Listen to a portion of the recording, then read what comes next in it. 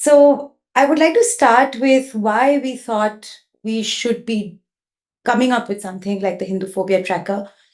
Um, Rahul Roshan and we were thinking of building a database, a Hinduphobia Tracker, for a very, very long time. In fact, for 4.5 years at least. But we never had the time and we never had the resources, unfortunately. But a couple of years ago, in 2024, January, in fact, I had the opportunity to visit Israel right at the start of the war. So the war started, the Hamas attack was on 7th October, and I traveled to Israel in Jan 2024. And when I went there, I happened to also visit one of the Holocaust museums. And there was an entire room which had large journals, books. And in those books, they had meticulously written down the name of victims.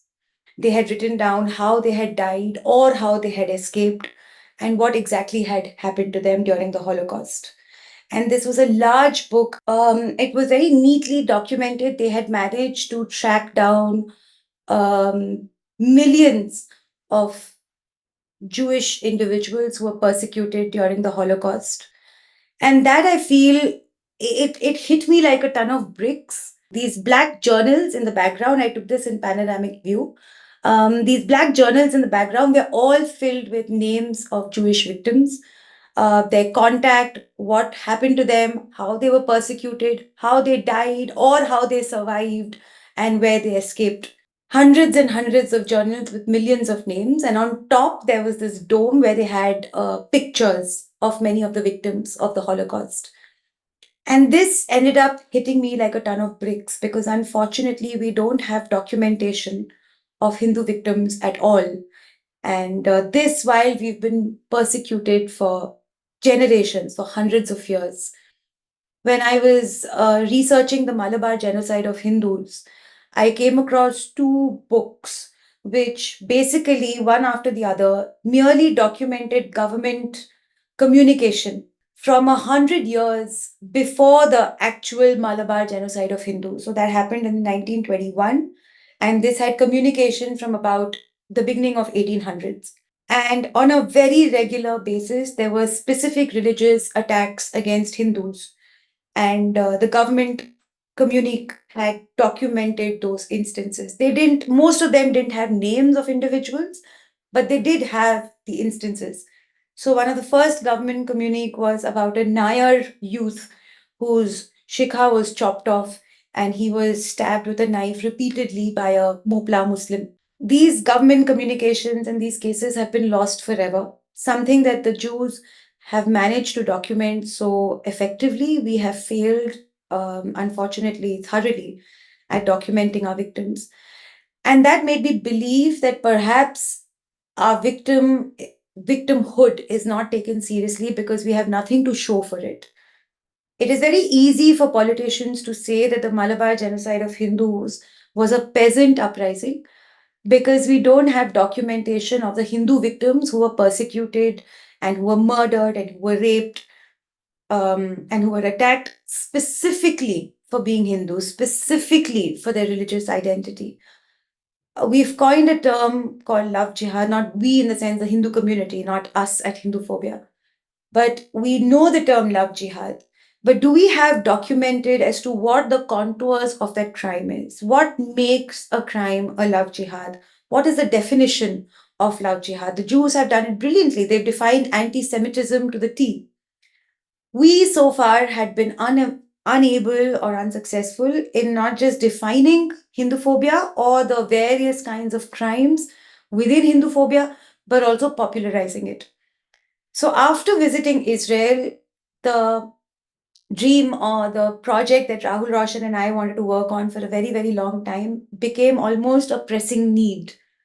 So we urgently started working on the database. Unfortunately, or maybe fortunately, the database turned out to be more complex than we had imagined. We didn't realize the kind of parameters that we would have to deal with because, unfortunately for us and the Hindu community, the Jihadis and the Christians and every other group that wants to persecute Hindus comes up with novel and innovative ways of persecuting us almost on a regular basis. So dividing those crimes into categories and subcategories was a absolute headache, and defining those categories was worse. But we did come up with our own working definitions of Hinduphobia and of the various categories of crimes that we believe encompass mostly, more or less, all the ways in which Hindus are persecuted. So we have divided the Hinduphobia Tracker into various categories and subcategories depending on how we believe Hindus are persecuted.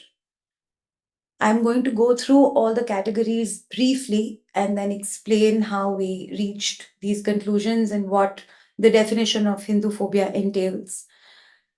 We have done away with the phrase love jihad completely for the website, because crimes that come under the category of love jihad aren't necessarily only about getting into relationships, but there are a lot of elements of grooming involved where minor girls are misled into these so called relationships, or they are sexually abused and assaulted for the specific purpose of conversion.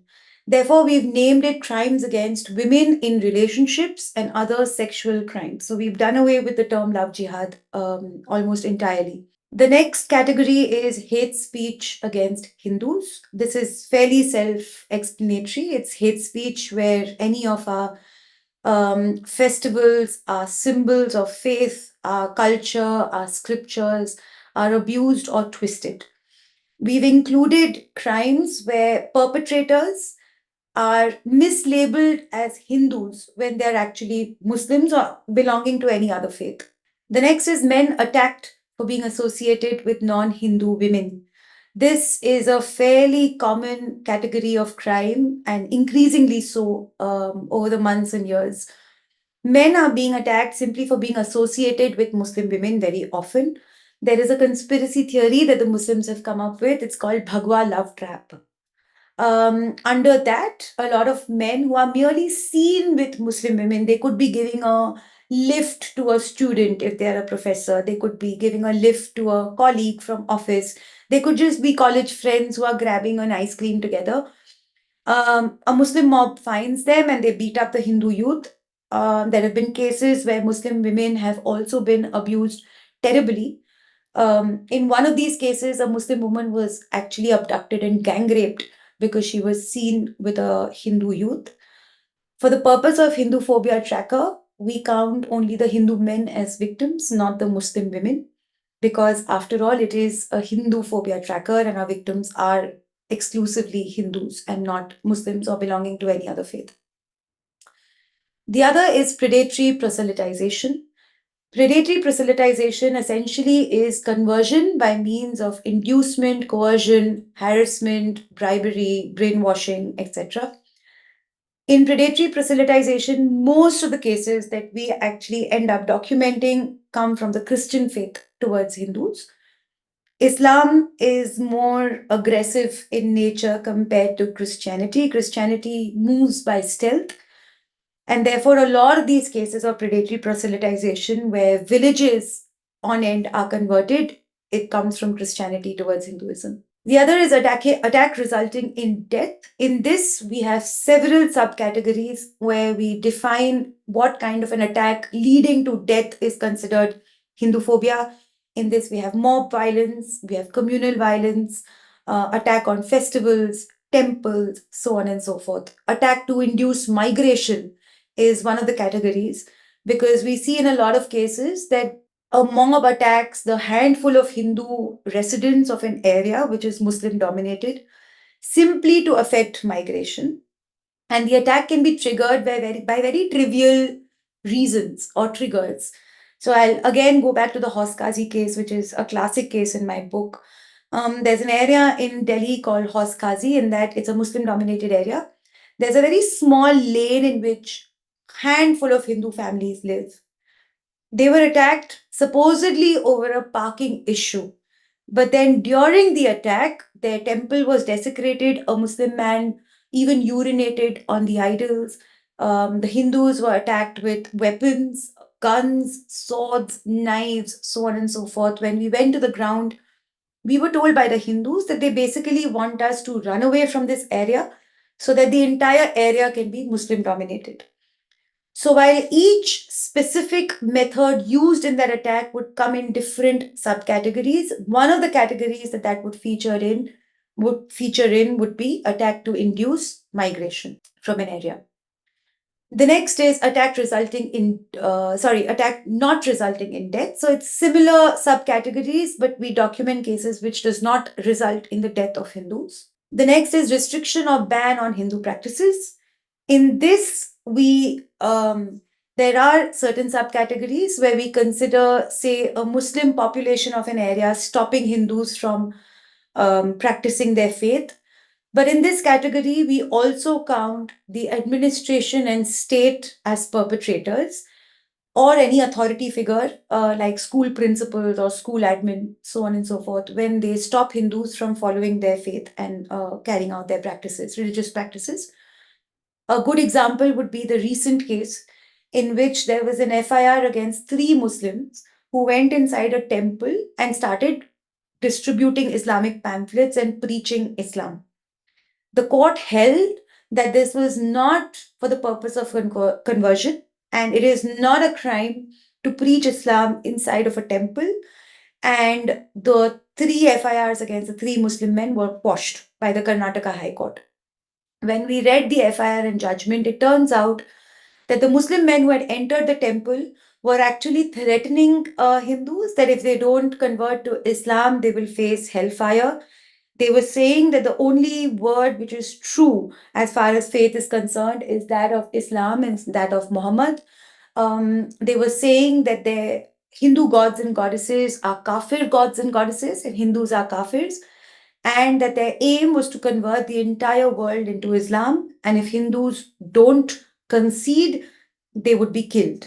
All of this was said inside a temple, and the Karnataka High Court, in its infinite wisdom, decided that this was not a case of conversion or attempted conversion and quashed the FIRs. That case, we have made 2 entries in the Hinduphobia Tracker. One is, of course, the Muslim men desecrating the temple and indulging in predatory proselytization. That's one, because that's one crime. And the other crime, the Hinduphobic crime that we've documented, is the court quashing the FIR and saying that this is not an affront to the Hindu faith. Because we believe the order in itself is Hinduphobic and diminishes the rights of Hindus. So the Hinduphobia Tracker not only considers forces which are antithetical to Hindus, for example, Islamists, Muslims, Christians, in certain cases, Ambedkarites, in certain parts of the world, there are Khalistanis, there are white supremacists who attack Hindus for their faith. But we also consider the state and the judiciary as perpetrators when such cases arise. For example, West Bengal government disallowing a Durga Puja immersion procession because there is a Muharram procession which is going on simultaneously, that would be clocked as an Hinduphobic attempt by the state. And the last category that we have is attack on Hindu religious representations. This could be the desecration of an image of our gods and goddesses, desecration of the temple itself, because the temple is a representation of the Hindu faith. There are certain cases in which Muslims, for example, wipe off the bindi of a Hindu married woman's head. That would be a religious representation. Wiping off the sindoor would be a religious representation. In Diwali, if there is your puja which is set up and somebody kicks the puja setup that a Hindu has put up for him for his worship, that would be an attack on Hindu representations. So we have divided all of these crimes against Hindus in these various categories. Each category and each subcategory comes with its own academic definition. So when you go down, the entire category has been academically defined. We have used current Indian laws, we have used Supreme Court and High Court judgments, And we have also actually used the UN Charter to define why these crimes are specifically hate crimes and should be branded as such. So, in this, if you notice, we have also used the UN Charter to define why women being targeted for their faith is should be considered a hate crime, not just a crime. Now, the question that I often get is what's the point of defining it academically? Because a lot of people may or may not understand what we're talking about. I believe that everything that Hindus go through has to be defined academically and in the vocabulary that we can communicate to the world audience, because there are specific kinds of crimes that somebody sitting in the US might not particularly understand why it's a crime for the Hindu community. If I talk about the swastika, Rahul Diwanji mentioned it in his presentation as well, that reclaiming of the swastika is actually one of his goals with the Hindu Fund. If today I say that the desecration of a swastika is a Hinduphobic crime for the Hindu community, there are several groups across the world who would not understand the significance of a swastika.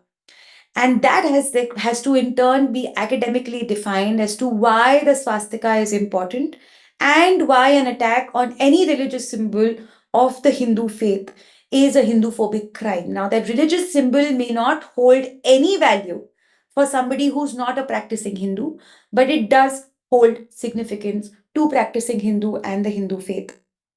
Now, why it's also important to document these things is because if there is, for example, a Khalistani attack on a temple in the US or Australia, they write Modi go back on the wall of a temple in Australia.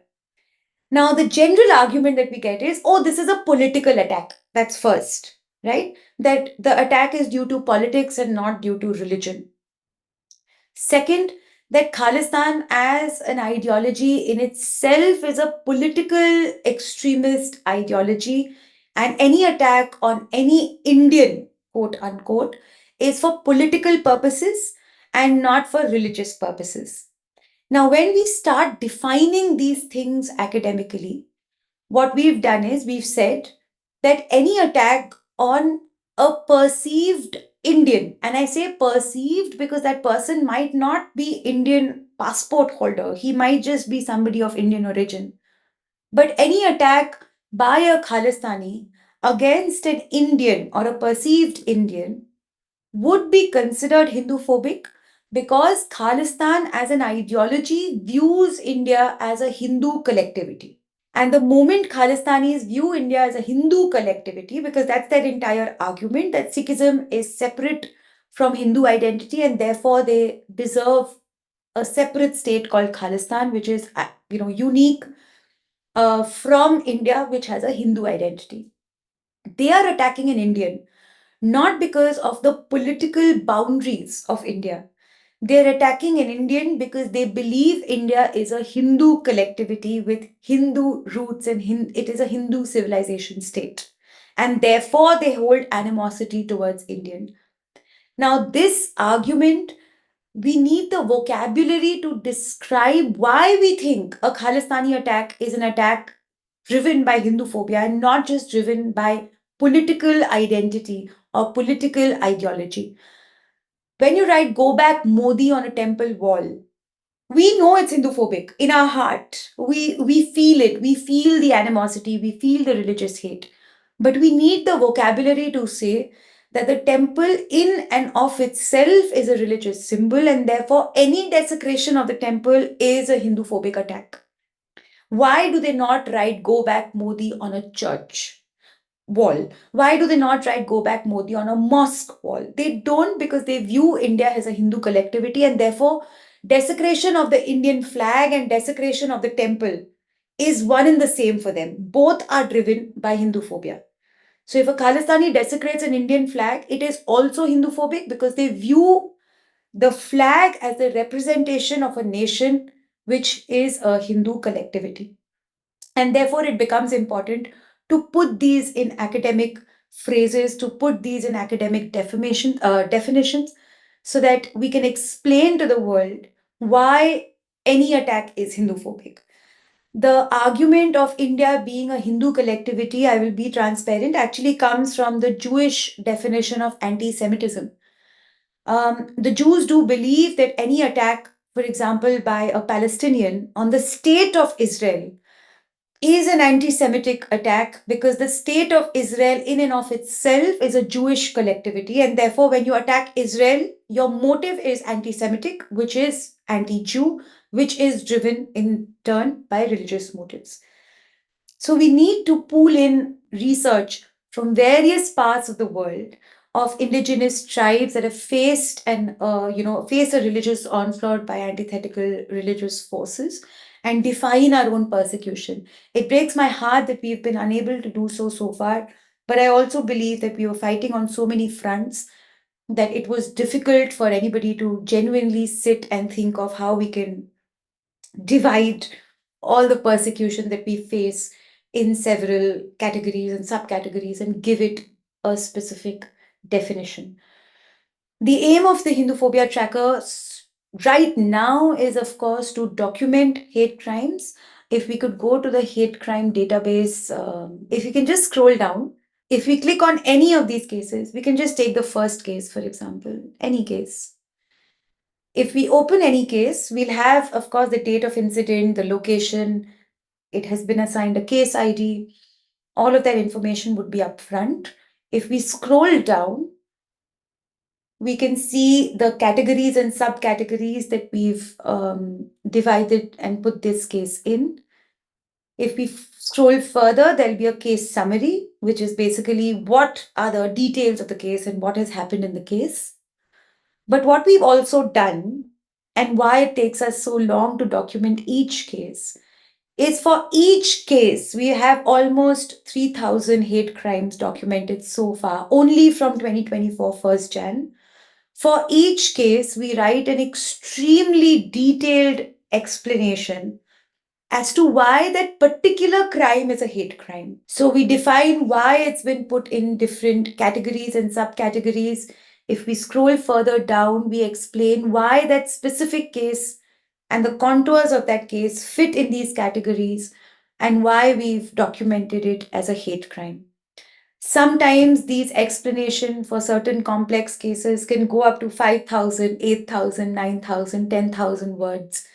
And we do that for each and every case that we document in Hinduphobia Tracker. So if there are almost 3,000 hate crimes that we've added so far to the database, each of those 3,000 crimes comes with its own essay as to why that specific crime is a hate crime.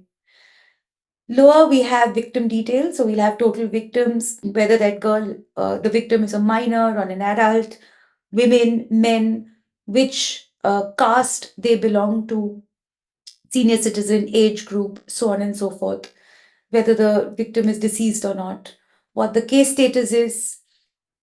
If we go further down, we have perpetrator details. So who were the perpetrators? They were Muslim extremists. The perpetrator range, whether it was one person, if it was a mob of 5 to 10 people, 50 to 100 people, what was the gender of the perpetrator. We've given all our sources, and we have also given people the option to submit either additional information or raise a dispute. So if somebody believes that this case should not be reflected in the Hinduphobia Tracker, we've given them the option to raise a dispute. When a dispute is raised, we evaluate that dispute. If we believe it's authentic and that case indeed should not be in Hinduphobia, maybe we've missed some details, maybe there's a court verdict, maybe more details have emerged later, we have a separate database where we show the removed cases. So far, we haven't removed any because the disputes haven't really come through. I'll talk about that next. People can also submit additional information. So there have been people who submitted FIRs, court documents, so that we can keep updating those cases with whatever the latest information is. This is how the hate crime database works. If we go to undecided cases now, These are cases where we are a little unsure whether we can academically define the religious motive of the crime. So the first case, the latest case, is severed heads of cows found in village well in Sultanpur, Uttar Pradesh. Now, in this case, we didn't have the details of the perpetrators. And while the slaughter of cows in and of itself can be considered Hinduphobic, we don't have information to say for sure that the perpetrators were Muslims or whoever. We don't have information for sure that they did it for religious purposes. And therefore, we document these cases in the undecided case database. So they will not reflect as a hate crime, but we do have a separate database where we put such cases. I know that we are being extremely strict with the parameters that we apply. Cows rescued from Muslim smugglers, for example, it should very clear cut be a case of Hinduphobia. But we don't put it in Hinduphobia unless there is a specific religious marker to that crime. The only reason we do that is because we want the database to be as authentic as possible. We have no dearth of cases, unfortunately. There are tens of cases on a regular basis, and therefore we feel that keeping the parameters strict and keeping the database pure will help us in the future when we want to take it to the international community. For example, if there is a 20-year-old girl who, let's take a famous case, for example, if we take the case of Aftab Poonawala, that girl Shraddha Walkar, who was chopped into pieces by Aftab. Everybody said that it was a Hinduphobic crime. Everybody believed it was a Hinduphobic crime. Everybody termed it as love jihad. For the Hinduphobia Tracker, we actually put that case in undecided. We did not consider it a hate crime immediately. And that's for a few simple reasons. One, the girl was an adult.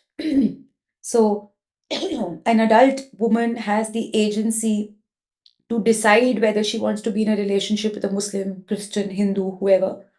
So, A, that was consensual.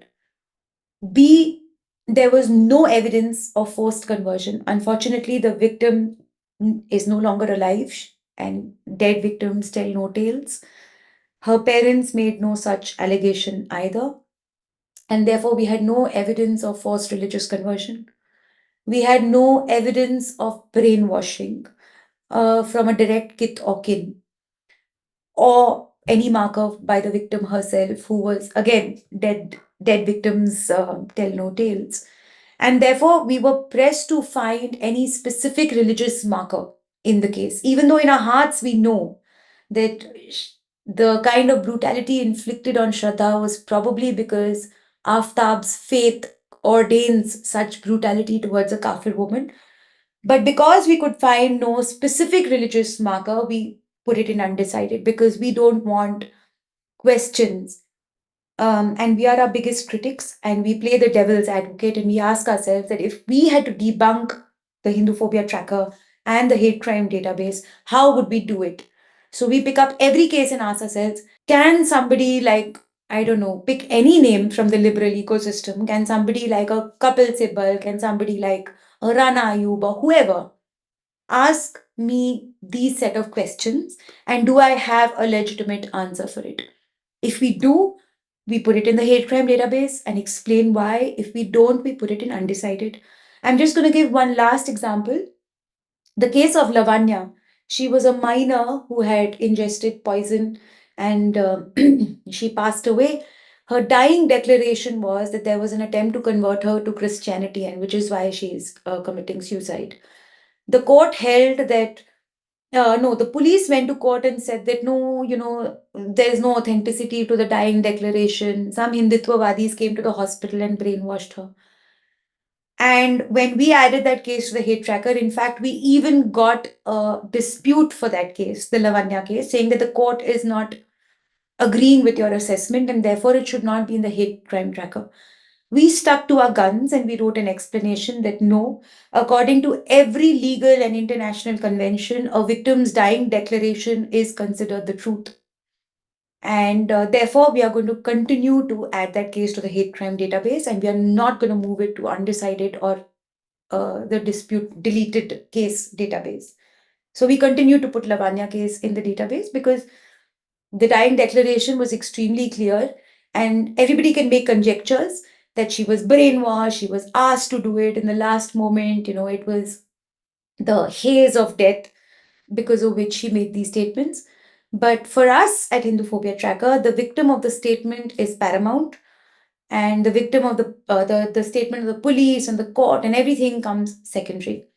There are many, many cases where the police has said that there was no communal angle, but we have added those cases to the hate crime database and explained that the no communal angle trope by the police happens because of several reasons. They don't want to get a bad name. They don't want their posting to be changed.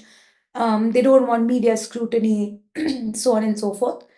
So if we believe that there are religious markers, we make sure that the crime is in the hate crime database. As far as future plans are concerned, our main aim eventually is advocacy. We do want to advocate for two specific things, which are my pet projects. We haven't got there yet because we have a long road to travel. But I would like to advocate for the law, a specific law that defines religious persecution against Hindus, because Hindus are a global minority.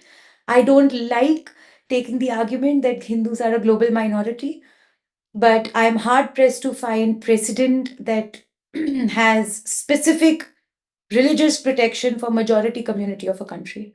So the best argument that we can come up with is, as a global minority and as a community with a long history of persecution, there should be a law protecting Hindus against specific religious persecution and persecution against their faith and symbols of worship.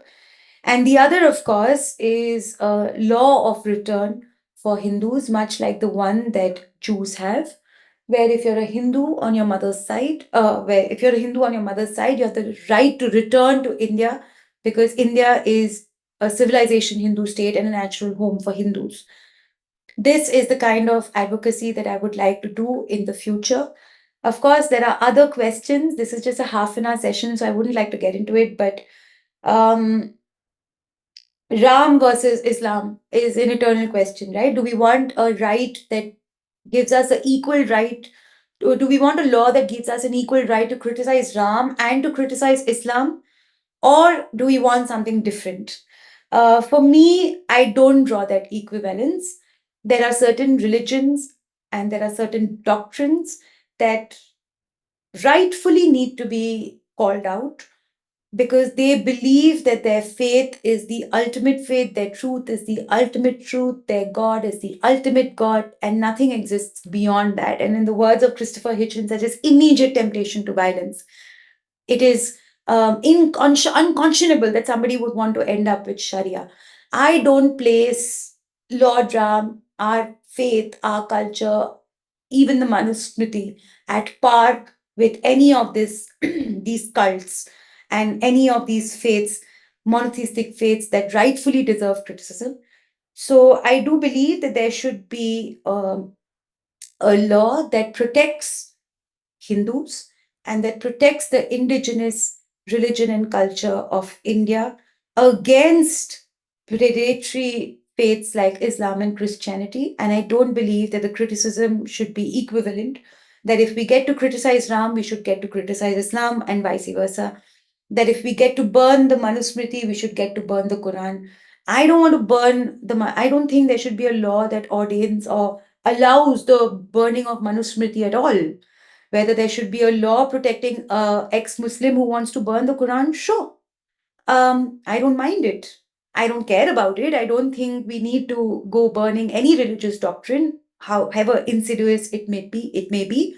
But should there be protection for ex-Muslims? Yes. Should there be protection for somebody who wants to burn the Manusmriti? No. And I think that's the religious parity that most countries work on. And that's exactly what we should be following as well. We should follow the Israel model as far as protection of indigenous culture and faith of India is concerned. Rahul ji very aptly asked that would we still be Bharat if we became 80% Islamic? I would go as far as to say that we are patriots and we are nationalists only till India has a Hindu consciousness. Otherwise, we would be hanging from planes and escaping India like the Afghan Muslims tried. So, India is a Hindu consciousness.